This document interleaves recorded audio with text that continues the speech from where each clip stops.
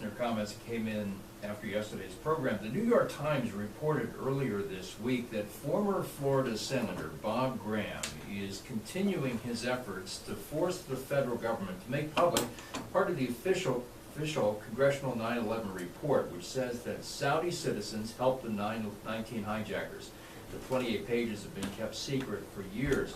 Graham, who co-chaired the 9/11 Commission, says the American public deserves to know the truth and that family members who suffered a loss from 9/11 have been frustrated by the U.S. government in their efforts to get some compensation.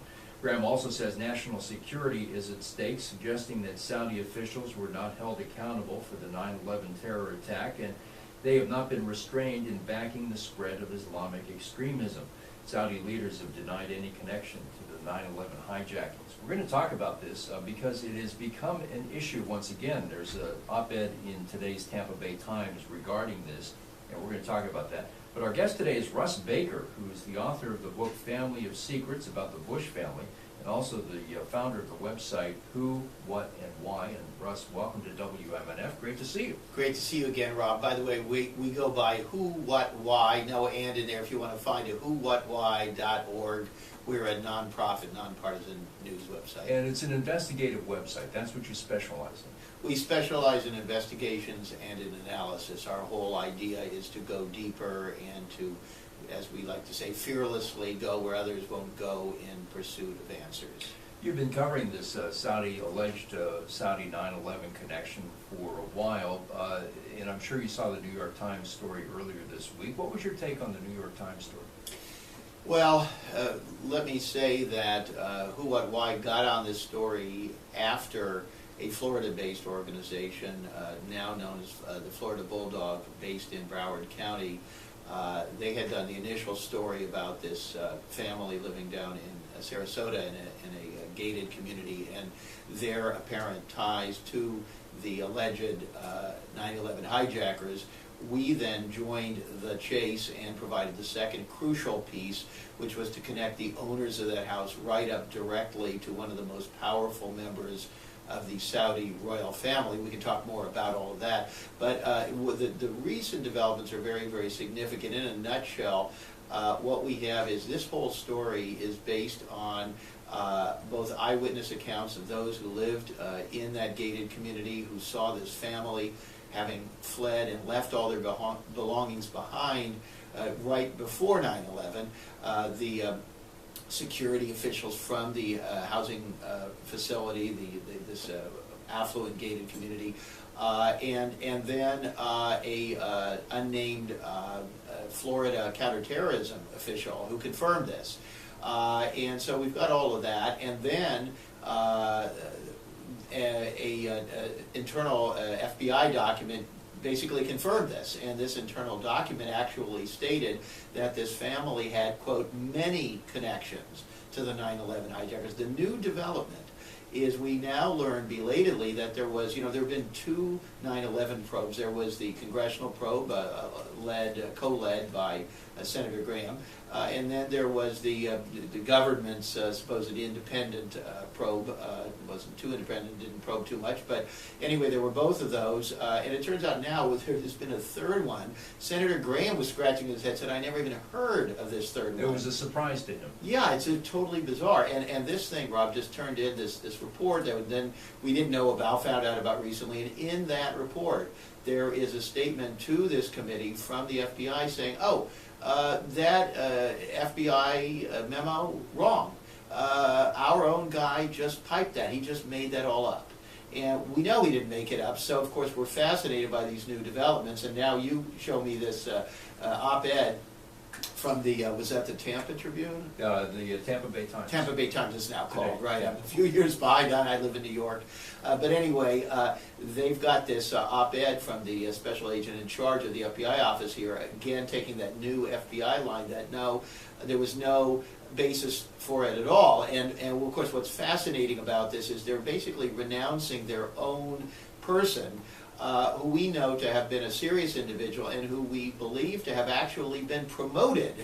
So the same guy that they promoted, they're claiming just made this whole thing up. Well, let me read the op-ed, and again, we're talking about the alleged Saudi connection to 9/11. There's been a flurry of news reports and other discussions in the media about whether or not the Saudis were somehow connected to 9/11, not just individual Saudi citizens, but perhaps members of the Saudi royal family or the government. And we're talking with Russ Baker, who is the founder of Who, What, Why, a website, an investigative website. Let me just read 3 paragraphs from the special agent in charge of the FBI. He wrote an op-ed for the Tampa Bay Times this morning. If you've got a Tampa Bay Times at home or at work, you can read along with me. But the agent's name is Paul Weissapal, and he says, regarding the April 14th New York Times article, former Senator Bob Graham pursues claims of Saudi ties to September 11 attacks, I would like to provide some facts that will help your readers better understand the truth involving the erroneous reports of a Sarasota family's alleged connection to the 9/11 attacks. During the course of the 9/11 investigation, the FBI followed up on more than 500,000 leads and tips to determine who committed those heinous acts on September 11, 2001. Most of the leads and tips, including this one about suspicions surrounding a Sarasota home and family, were fully investigated and determined not to be connected to the 9/11 plot nor related to any other threat. In regards to the Sarasota information, the FBI followed up on all leads. Interviews were conducted of numerous individuals with knowledge or who have claimed to have had knowledge of the facts surrounding the Sarasota home and family, to include members of the families themselves. The original suspicions reported to the FBI were found to be unsubstantiated and no other derogatory information was found. So where did the initial information saying that this Saudi family that lived in Sarasota, who developed that initial information that said that they acted suspiciously around the time of 9/11?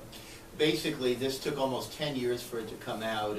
Tony Summers, who's an author, but well-respected journalist and author, wrote a book about 9/11, and just as he was finishing his book, he got this tip from the Sarasota area about this incident, and teamed up with Dan Christensen of what was at the time called the Broward Bulldog, a nonprofit investigative outfit. What did the family do that was suspicious around the time of 9/11? They left their house, and they left their car in the garage. They left dirty diapers, fruit on the table, all of their clothing, all of their belongings, one safe hanging open. Clearly they had in great haste removed what was ever in there.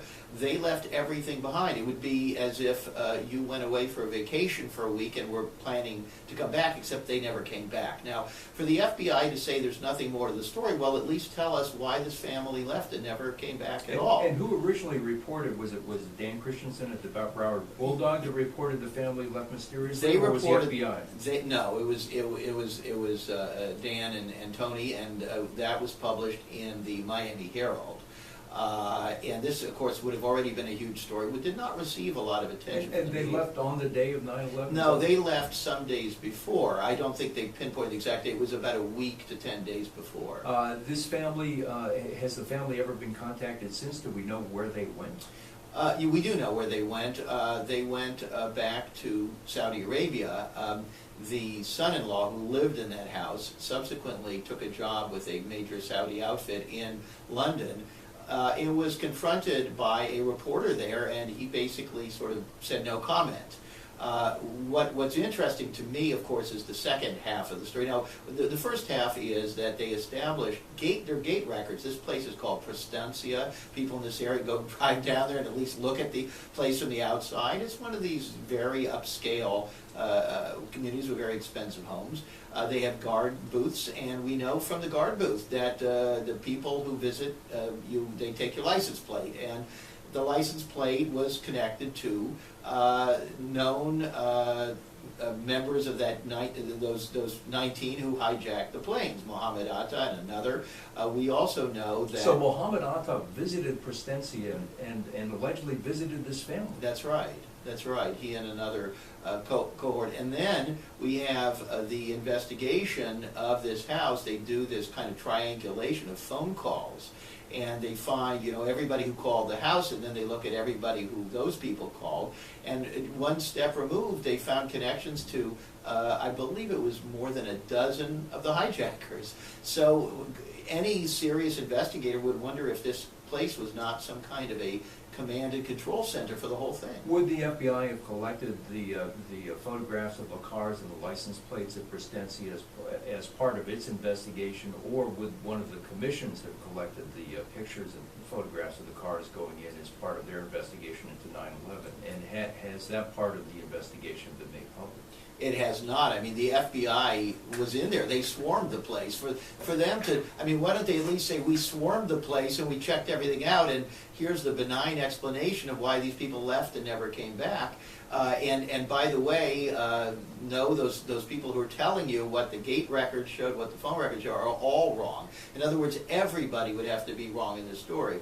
My conclusion, and I think the difference between our website, Who, What, Why, and some of the other news organizations is we don't like bull, if I could call it that. And, the FBI has a long and frankly rather checkered history.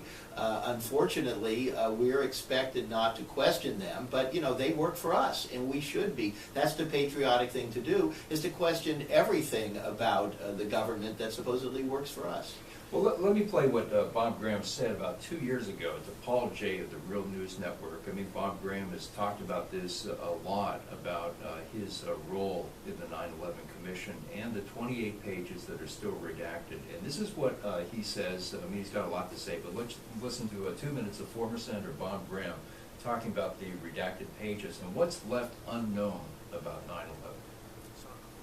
Into something you've said several times, that you think this should all be reopened. There needs to be another inquiry. So, if there was another inquiry, what are a few of the most pressing questions or lines of inquiry that should be followed?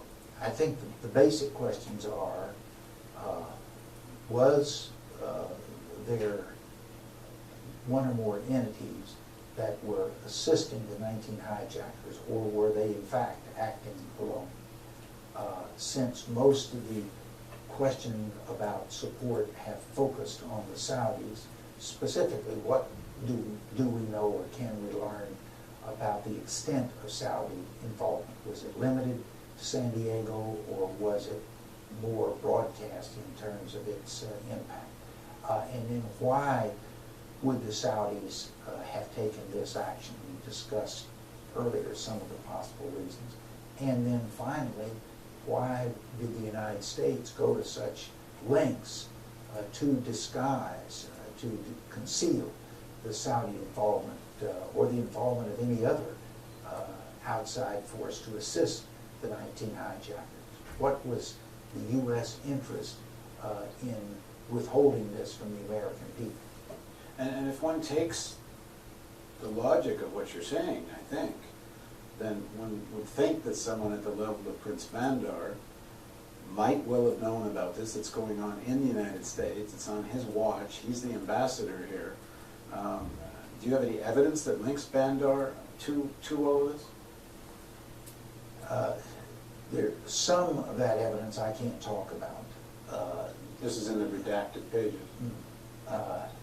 But the fact that he had and exercised as aggressively as he did his special entree at the White House raises questions about why was he using that special entree, for instance, to get people who were persons of interest to U.S. intelligence and law enforcement out of the country before they could be interviewed. All right, well, our guest is Russ Baker. He's an investigative journalist. That was former U.S. Senator Bob Graham of Florida, really making the case that the 28 redacted pages of the 9/11 report ought to be made public. Fill us in. Tell us, give us a little bit more detail about what Graham was saying there in that interview. First of all, he's a bold guy. You have to admire him. He's a straight talker. I don't know that there are many other either current or former members of Congress who would be quite that outspoken. He has to walk a very, very fine line, and this is one of the problems with a country where hundreds of millions of pages of things are just routinely classified, and you would go to jail if you talked about them. So what is kept from us is tremendous. And so he's in a position where he's unhappy with that, but he's got to be careful. And so he's telling us just enough to say there's something really, really wrong here. And it goes to the very highest levels. And we see this throughout. We see other indications that these, and I say alleged hijackers because there's some questions actually about who they were, who was on the planes, and so forth. There are a lot of questions unanswered. But in any case, the connections to other people in Florida and other parts of the United States, in San Diego, some very, very important connections, again back seemingly to the Saudi royal family, that these people were receiving some kind of assistance. Now, there was some financial assistance allegedly to the hijackers who lived, two of the hijackers who lived in San Diego, that they allegedly got money from a woman or somebody who was tied to the Saudi government, a woman who was married to somebody who was tied to the Saudi government. That's right. And we saw actually a number of examples of this, and then there was money being wired to them, apparently with the knowledge of the Pakistani secret services, which operate fairly closely with our secret services. So, you know, these guys had a lot of money to spend. They threw it around. You know, the whole story itself doesn't make a lot of sense, because when you look at the behavior of these people, it was not the behavior of, you know, jihadists who kill themselves. They drank, we are told, and took drugs, and had American girlfriends, and went to strip clubs. Now, unless there's some special dispensation to do that at the last minute, it didn't make any sense. And you know, it just, there are so many pieces of this thing. When Bob Graham talks about Prince Bandar and his special access to the White House during the Bush administration, what's the significance of Prince Bandar in all this? He was extremely close with the Bush family. And the Bush angle is worth talking about. They actually called him Bandar Bush, you know, that he was supposed to be the fifth son of George H.W., who was so close to them. And he was the ambassador, and then later he became the head of intelligence in Saudi Arabia. And, you know, it's important to note that the Saudi royal family, like any other family or any other extended network, don't all see eye to eye. And so I don't think one can necessarily suggest that this was some broad-based awareness or initiative, but that there were elements or factions of the Saudi royal family who may have, for some reason, seen a benefit from something as hideous as this. And we can talk about what that might be. One could reasonably, cautiously speculate about that. But Bandar Bush, very, very close to the Bush family. This is important, of course, because George W. Bush was in the White House at the time of the 9/11 attacks. In fact, he was in Sarasota the day that the attacks took place, just one of those fascinating coincidences, I suppose. And his brother, Jeb, was the governor of Florida at that time. And they were all connected to these people. The father was, of course, George H.W. Bush, extremely close to all these people, and had his own background, as you know from my book, Family of Secrets. George H.W. Bush had a kind of a secret life in intelligence work long before he was CIA director. And when he was purportedly in the oil business, he was very, very involved in creating the U.S. relationship with Saudi Arabia that we see today. I think you've written, prior to this, just a few weeks ago, you wrote that Prince Bandar took flying lessons here in Florida, in Sarasota, in the same area where Muhammad Atta, did you write that? I don't know that Bandar did. I know that Prince Sultan did. Now, Prince Sultan is the, it's very confusing because the names, the Islamic names, very similar traditionally, the way the Jewish names were, is the son of bin. So you have so-and-so bin so-and-so bin so-and-so, and it's very hard sometimes to figure out who you're talking about because there could be multiple people with similar names. But in any case, if you go to our website, whowhatwhy.org, and you just go in the search box and you type in Sarasota and 9/11, you're going to get some of these stories. But to answer your question, this Prince Sultan was one of the earliest people that trained down here to fly. He then went on to become the head of key aviation elements in Saudi Arabia. He was one of the biggest proponents of Saudis coming here to learn to fly. Now, what's so interesting about Prince Sultan is that he is the man who is directly connected, to the man who owned that house in Sarasota. Well, our phone number is 813-239-9663. We're talking with investigative reporter Russ Baker, who's written a book called Family of Secrets about the Bush family, and also been covering the Saudi 9/11 connection for years. And again, our phone number 813-239-9663. Were you able to independently, through your reporting, determine that something was suspicious about this family in Sarasota? I mean, there was an FBI report initially that said there was something suspicious, and now it looks like in this op-ed today, the FBI is retracting that. But were you able to independently report anything about the suspicious activity by the Saudi family? Yeah, I mean, I have, I think like most journalists, if you know the others and you respect their work, you assume that they may have probably got it right. Dan and Tony are very solid.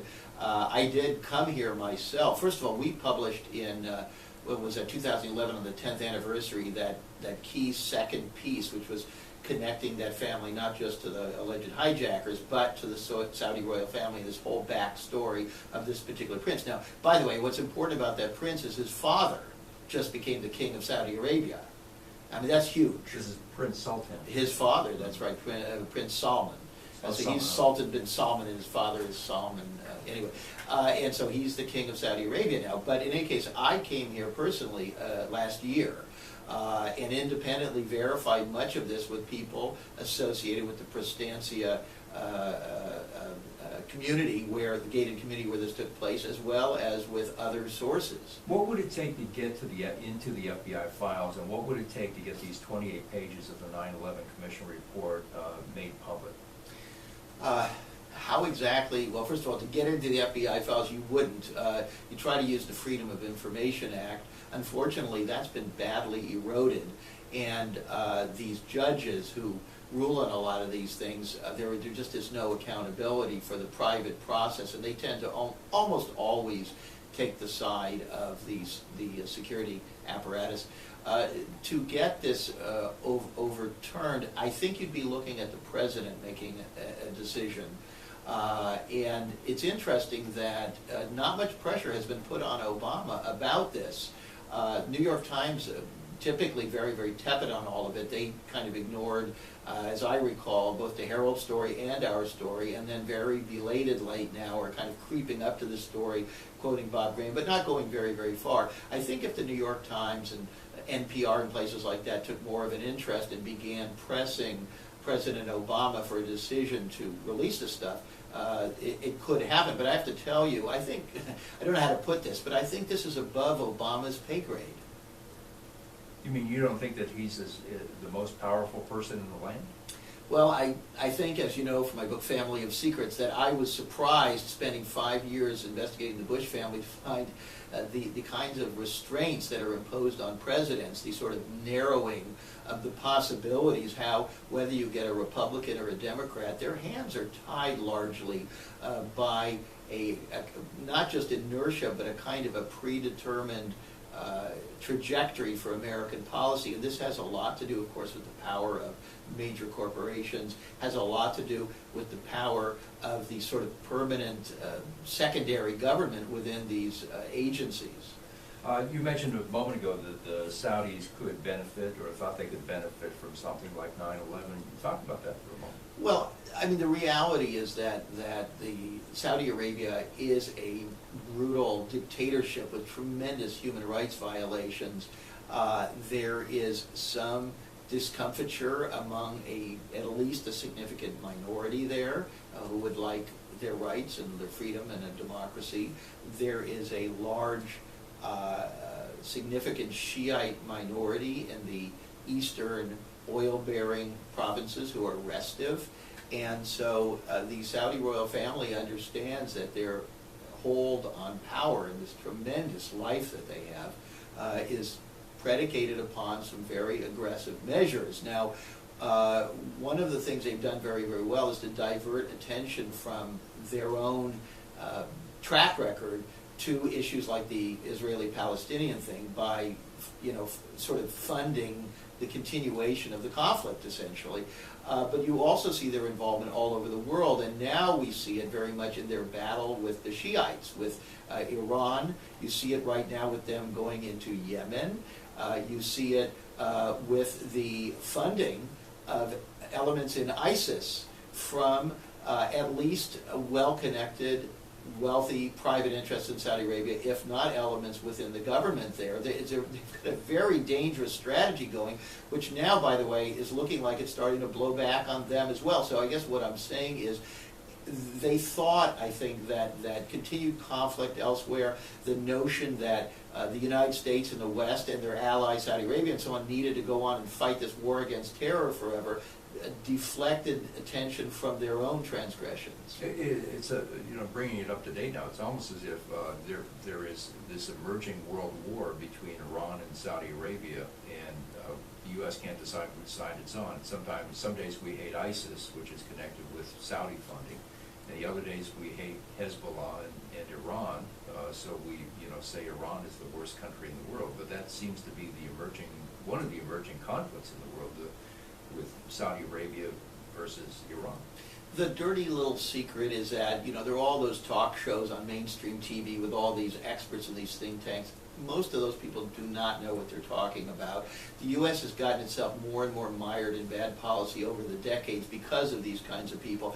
And what you're bringing up, Rob, about is exactly spot on, that it's a lot of people in all these places who really don't know what they're doing. And so what we see, for example, and at whowhatwhy.org, we were early in writing about the effort to displace Muammar Gaddafi, which was under false pretenses. They said it was for human rights reasons. It wasn't. It was over other calculations.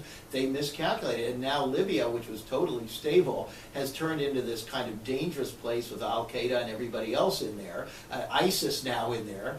And then they did the same thing in Syria, which again was an element, whatever you want to make of another dictatorship for stability. They didn't like him because that was a Shiite minority and a Sunni majority country. The Saudis were pushing for getting rid of him. There were pipeline issues, a whole bunch of other things. He was an ally of Iran. They tried to get rid of him, destabilize the whole place, and now they've got ISIS in there so extensively the U.S. is cooperating with, guess who? Iran, to try to oust them. Weird bedfellows, no doubt. 813-239-9663. Our email address is dj@wmnf.org. Investigative reporter Russ Baker is our guest today. We're going to get into some other topics, but let's take a few phone calls from listeners right now. And again, our phone number 813-239-9663. Thanks to Maria Oliver for being our phone producer today. And let's go to Joe in Tampa. Joe, you're on the air with Russ Baker. What would you like to ask him? Thanks, Rob. Is anyone ever going to question the fact that the day after 9/11, when all the planes were grounded, that the only planes in the air were the planes flying out the Bin Laden family members? And I think one went through Tampa, and Jeb Bush had a lot to do with that. Yeah, those FBI agents that accompanied that plane came out of Tampa, or those security, I think they were former FBI agents who were then security agents. Bob Graham alluded to that, too, in that interview with Paul Jay. But what would you say, what do you think about the grounding of the planes the next day, with the exception of the Bin Laden family plane that was gathering Saudis up and taking back to Saudi Arabia? I'm somewhat ambivalent on that issue. I have been. That has been the piece of this that has gotten by far the most attention. If you ask almost any person, they invoke that because they've heard of it. Michael Moore, in his film Fahrenheit 9/11, made much of this. It's certainly interesting. When we looked into that, it ended up being Richard Clark, the counterterrorism advisor who started under Clinton, who took the rap for that and said it was his decision, that he did that because these were young college students who could face some real, violent reaction. Of course, that doesn't seem to be a very good reason